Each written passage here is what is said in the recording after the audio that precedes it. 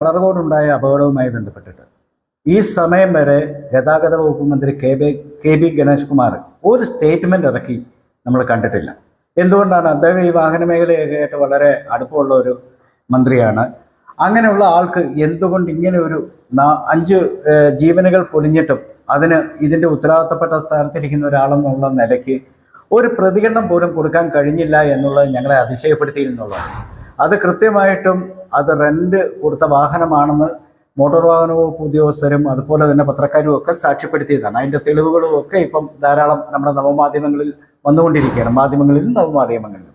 നിയമവിരുദ്ധ ടാക്സികൾ, അതിൻ്റെ കാര്യത്തിൽ നമ്മളെ അത്ഭുതപ്പെടുത്തിയ ഒരു കാര്യമുണ്ട്. എല്ലാ വിഷയങ്ങളിലും ഇടപെടുന്ന ഒരാളാണ് കെ ബി ഗണേഷ് കുമാർ, ഗതാഗത വകുപ്പ് മന്ത്രി.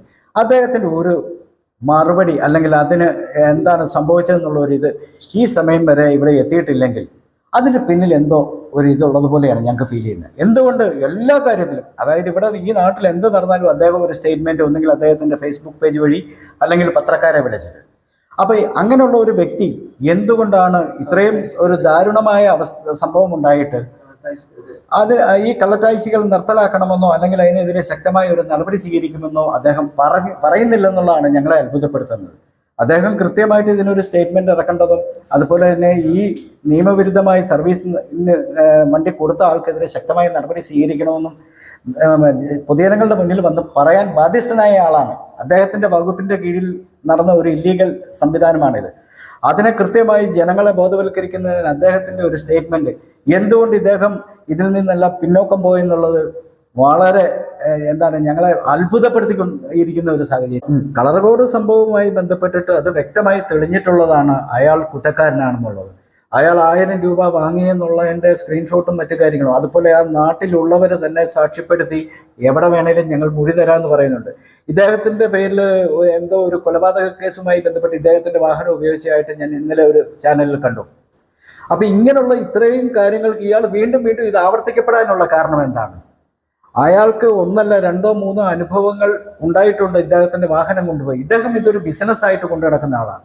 അയാൾ വന്ന് പത്രക്കാരെയും ഉദ്യോഗസ്ഥരെയും ജനങ്ങളെയും തെറ്റിദ്ധരിപ്പിക്കുന്ന പച്ച നുണയല്ല അയാൾ പറഞ്ഞത്. അയാൾക്കെതിരെ ശക്തമായ, അതായത് ഇതൊരു പ്രേരണക്കുറ്റം എന്ന് പറയും. അയാളുടെ കുട്ടികളുടെ മുഖം ഓർമ്മയുണ്ടെങ്കിൽ ഇതുപോലുള്ള കുട്ടികൾക്ക് നിനക്ക് ലൈസൻസ് ഉണ്ടെങ്കിൽ നീ അതിന് പ്രാപ്തനായതിനു ശേഷം ഞാൻ നൽകാം എന്ന് പറയണം. അതുപോലെ ഇതിൽ എല്ലാവരും ശ്രദ്ധിക്കേണ്ട ഒരു കാര്യമുണ്ട്. ഇദ്ദേഹം പറയുന്നു അത് അങ്ങനെ കൊടുത്ത വാഹനമല്ല എന്ന് പറയും. നമ്മുടെ വാഹനം ഒരാൾ കൊണ്ടുപോയി ഒരു അപകടത്തിൽപ്പെട്ടാൽ നമ്മൾ അവിടെ ഓടിയെത്തില്ലേ?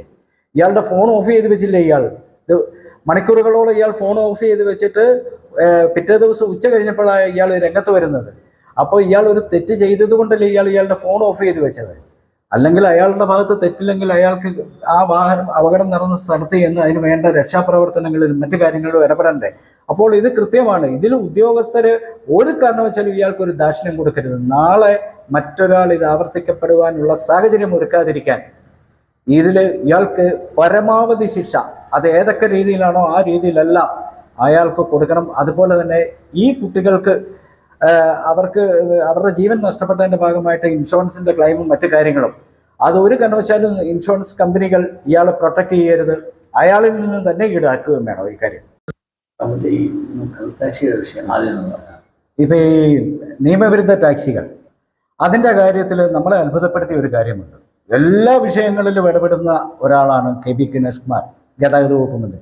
അദ്ദേഹത്തിൻ്റെ ഒരു മറുപടി അല്ലെങ്കിൽ അതിന് സംഭവിച്ചതെന്നുള്ള ഒരു ഇത് ഈ സമയം വരെ ഇവിടെ എത്തിയിട്ടില്ലെങ്കിൽ അതിന് പിന്നിൽ എന്തോ ഒരു ഇതുള്ളതുപോലെയാണ് ഞങ്ങൾക്ക് ഫീൽ ചെയ്യുന്നത്. എന്തുകൊണ്ട്? എല്ലാ കാര്യത്തിലും, അതായത് ഇവിടെ ഈ നാട്ടിൽ എന്ത് നടന്നാലും അദ്ദേഹം ഒരു സ്റ്റേറ്റ്മെൻറ്റ് ഒന്നെങ്കിൽ അദ്ദേഹത്തിൻ്റെ ഫേസ്ബുക്ക് പേജ് വഴി അല്ലെങ്കിൽ പത്രക്കാരെ വിളിച്ചിട്ട്. അപ്പോൾ അങ്ങനെയുള്ള ഒരു വ്യക്തി എന്തുകൊണ്ടാണ് ഇത്രയും ഒരു ദാരുണമായ സംഭവം ഉണ്ടായിട്ട് അത് ഈ കള്ളറ്റാക്സികൾ നിർത്തലാക്കണമെന്നോ അല്ലെങ്കിൽ അതിനെതിരെ ശക്തമായ ഒരു നടപടി സ്വീകരിക്കുമെന്നോ അദ്ദേഹം പറയുന്നില്ലെന്നുള്ളതാണ് ഞങ്ങളെ അത്ഭുതപ്പെടുത്തുന്നത്. അദ്ദേഹം കൃത്യമായിട്ട് ഇതിനൊരു സ്റ്റേറ്റ്മെന്റ് ഇറക്കേണ്ടതും അതുപോലെ തന്നെ ഈ നിയമവിരുദ്ധമായി സർവീസിന് വണ്ടി കൊടുത്ത ആൾക്കെതിരെ ശക്തമായ നടപടി സ്വീകരിക്കണമെന്നും പൊതുജനങ്ങളുടെ മുന്നിൽ വന്ന് പറയാൻ ബാധ്യസ്ഥനായ ആളാണ്. അദ്ദേഹത്തിൻ്റെ വകുപ്പിൻ്റെ കീഴിൽ നടന്ന ഒരു ഇല്ലീഗൽ സംവിധാനമാണിത്. അതിനെ കൃത്യമായി ജനങ്ങളെ ബോധവൽക്കരിക്കുന്നതിന് അദ്ദേഹത്തിൻ്റെ ഒരു സ്റ്റേറ്റ്മെന്റ് എന്തുകൊണ്ട് ഇദ്ദേഹം ഇതിൽ നിന്നെല്ലാം പിന്നോക്കം പോയെന്നുള്ളത് വളരെ ഞങ്ങളെ അത്ഭുതപ്പെടുത്തിക്കൊണ്ടിരിക്കുന്ന ഒരു സാഹചര്യമാണ്.